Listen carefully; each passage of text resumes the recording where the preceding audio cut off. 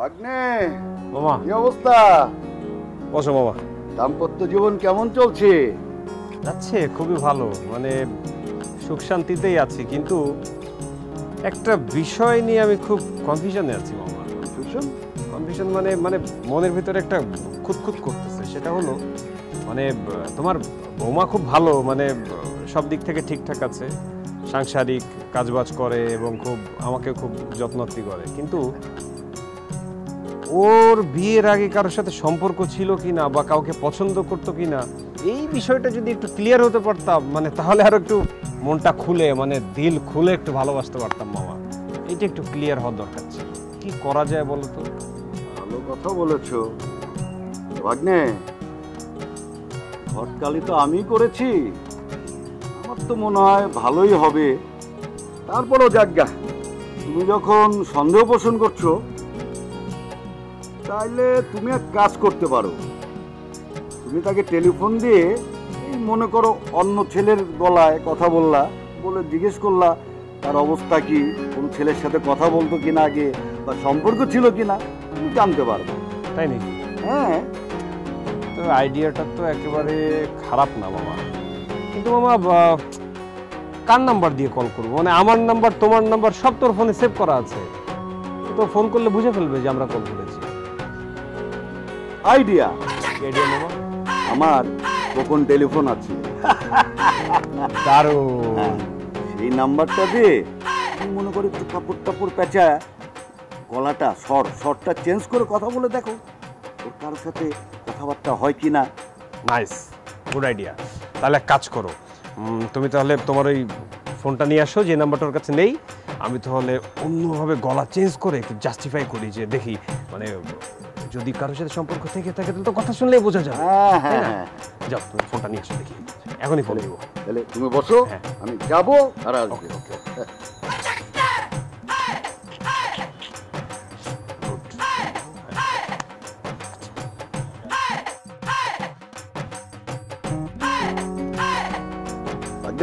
মামা এই যে এইটা হচ্ছে আমার গোপন নাম্বার, এটার নাম্বার কেউ জানে না, বুঝছিস? কই নাকি? দাও দাও দাও।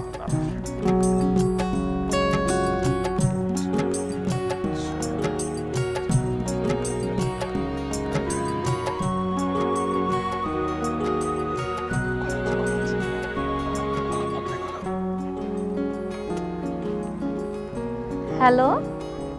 হ্যালো, কে? মৌ, কেমন আছো? হ্যাঁ, আমাকে তোমার মনে আছে মৌ? তুমি সজীব না?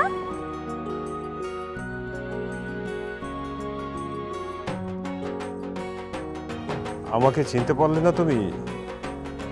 মৌ নামে তো শুধু আমিই তোমাকে ডাকতাম। ও, তুমি রাফিন। কি বিয়ে শাদী করেছো? তুমি তো বিয়ে পাগল ছেলে ছিলে। কি যে বলো মৌ, আমি রাফিন হতে যাব কেন? এর মধ্যে তুমি আমাকে ভুলে গেলে। আমরা যে কক্সবাজারে গিয়েছিলাম না, মনে নেই তোমার? আগে বললেই পারতে। তুমি নাহিদ তো? এই, তোমার কি নাক ডাকার অভ্যাস এখনো আছে?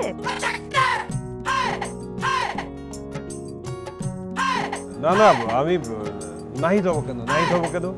আমি নিশাচর অনেক, ওই যে সিগারেট ছাড়া যার এক মুহূর্ত চলে না। এবার বলো তো, চিনতে পারছো? আরে শুভ, তুমি তুমি কি গাঞ্জা খাওয়া ছেড়ে দিয়েছো? সেদিন তুমি হোটেলে যেভাবে গাঞ্জা খেয়েছিলে, আমার এখনো মনে আসলে গায়ের লোম দাঁড়িয়ে যায়।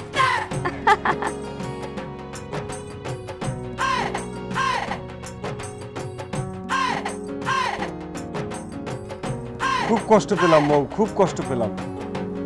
তোমাকে নামি দামি যত সব কসমেটিক্স কিনে দিতাম, প্রত্যেক সপ্তাহে সপ্তাহে শপিং করে দিতাম, তুমি এর মধ্যে আমাকে ভুলে গেছো। খুব কষ্ট পেলাম, খুব কষ্ট পেলাম, খুব ডিসহার্টেড হয়ে গেলাম। এখন মনে পড়েছে, মনে পড়েছে। তুমি আসিফ, তাই না? কি অবস্থা তোমার? এই তুমি না কেমন যেন হয়ে গিয়েছো, এখন খোঁজ খবর নাও না। কি বিয়ে শাদী কি করেছো কিছু? হ্যাঁ, বিয়ে করেছি, কিন্তু আমি আসিফ না, আমি তোমার হতভাগা স্বামী সোহাগ। এই এই সরি, আপনি রং নাম্বারে ফোন করেছেন।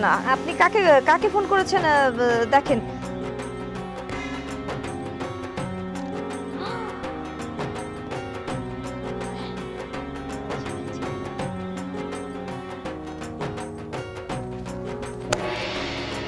মামা তুমি এই মায়ের লগে আমার ঘটকালি করে বিয়ে দিছো। আমি তোমারে ভাগ্নে ঠান্ডা হও ভাগ্নে। তোমারে মারবো পরে, আমি আগে যেটার বিয়ে দিছো এই যে ফ্রড এতগুলা ছেলের সাথে সম্পর্ক, ওরে আগে মাইরা আসে, তারপর তোমার ব্যবস্থা পরে করবো। দাঁড়া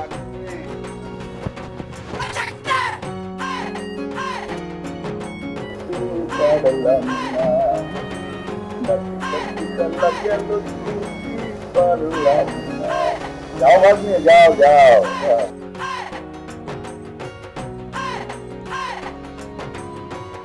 এই কি কি ব্যাপার? তোমার সাথে যে 14 জন পুরুষের সম্পর্ক ছিল আমাকে বলছো বিয়ের আগে একবারও বলছো?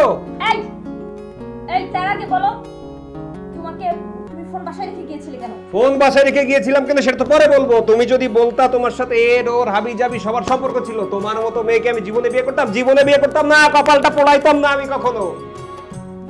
এই লাবণীকে সে ফোন দিয়ে তোমার কথা কেন জানতে চাইলো? তুমি কেমন আছো, ভালো মন্দ কেন তোমার কথা সে জানতে চাইলো?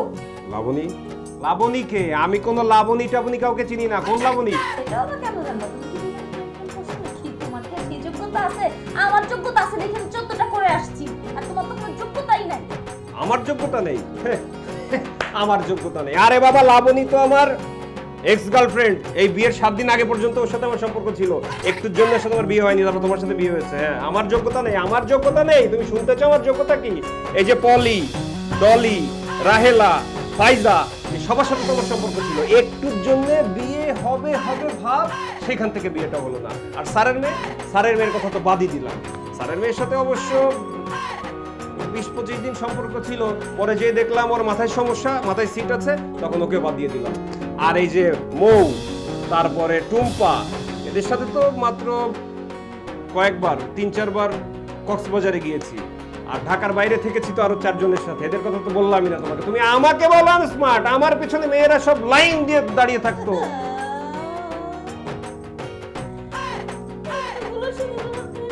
হ্যাঁ, এতগুলোর সাথে তো ছিল। আর অন্যান্য অনেক ভার্সিটিতে কারা কারা ছিল আমার তো এখন নাম মনে আসছে না।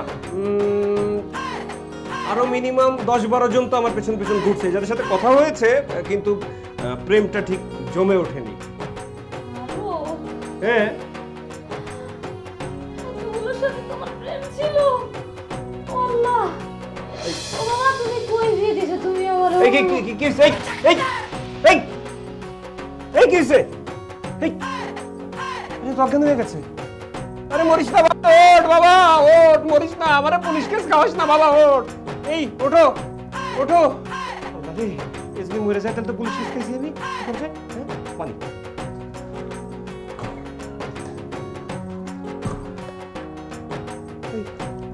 এই ওঠো ওঠো, ওরে আল্লাহ, জ্ঞান ফিরে আসো আল্লাহ। ওঠো ওঠো ওঠো ওঠো ওঠো। হ্যাঁ,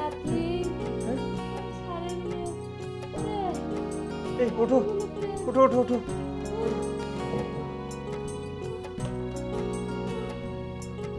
উঠো রে বাবা, তুমি মরো না বাবা, মরো না।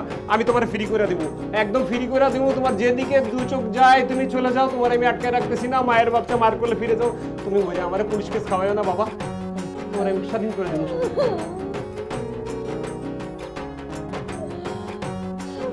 বিষয়টা কি হয়েছিল জানো? তোমার মা আমাকে ফোন দিয়েছিল, যে বললো যে বৌমা তোমার জামাই তোমাকে ফোন দিবে, তুমি একটু মজা করো, তোমার সম্পর্কে সে জানতে চাই, সেই জন্য আমি তোমার সঙ্গে এমনটা করেছি। আর তুমি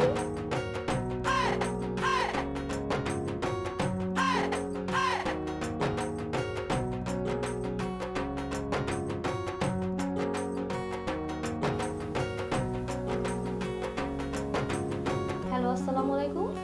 ওয়ালাইকুম আসসালাম। বৌমা, আমি মামা। ওকে মামা, ভালো আছেন মামা? হ্যাঁ, ভালো আছি। আচ্ছা শোনো, আমি তো যে তোমার জামাইকে মানে ভাগ্নেকে আমার একটা নতুন নাম্বার দিয়ে এসেছি। তো আরেক নাম্বার দিয়েছি ভাগ্নেকে টেলিফোন করার জন্য। তোমাকে কিছুক্ষণের ভিতরে টেলিফোন করবে, ঠিক আছে? মানে তোমাকে একটু বাজায় দেখতে চাচ্ছে, তোমার আগে কিছু আছে কিনা। আসলে দেখতে দেখতে চাই তোমার কারোর সাথে সম্পর্ক আছে কিনা। আচ্ছা বুঝছো, আমি তো তোমাকে চিনে পাইনি। এক কাজ করো, ওকে একটু দৌড়ের উপরে রাখো, ওদিন দৌড়াক না। ভালো বলছেন, একদম ভালো কথা বলছেন মামা, সেটাই করব। হ্যাঁ, আর একটু মজা নাও, দৌড়ের উপরে থাক, ঠিক আছে? ঠিক আছে মামা, ঠিক আছে, আপনি যেভাবে যেভাবে বলছেন ঠিক এইভাবেই করব। ঠিক আছে মামা।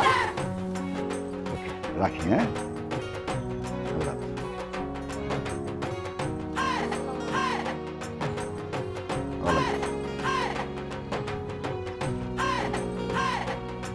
এমনটা না করলে তো সত্যিটাও জানতে পারতাম না তোমার সম্পর্কে আমি। কি তুমি কি আমার সংসার করবে, আমি তোমার সংসার করব না। মামা তোমাকে আগে ফোন দিয়ে বলে দিয়েছে আমি তোমাকে ফোন দিব? আমারে মাফ করে দাও, আমার ভুল হয়ে গেছে, আমারে মাফ করে দাও। আমি আর জীবনে এরকম করবো না, আমার ভুল হয়ে গেছে। মামা তোমারে বলে দিছে না? মামা মামা আমার এত বড় সর্বনাশ করলো। মামা মামা তার ব্যবস্থা আমি করতেছিলাম। তুমি আমার লগে থাকবা কি থাকবা না একটু চিন্তা করো, আমি একটু আমার ব্যবস্থাটা করে আসি। হ্যাঁ, একটু চিন্তা করো। হ্যাঁ মামা, সংসার ভালো লাগে না, সংসার হইল পিঠের কলো, আমি হইলাম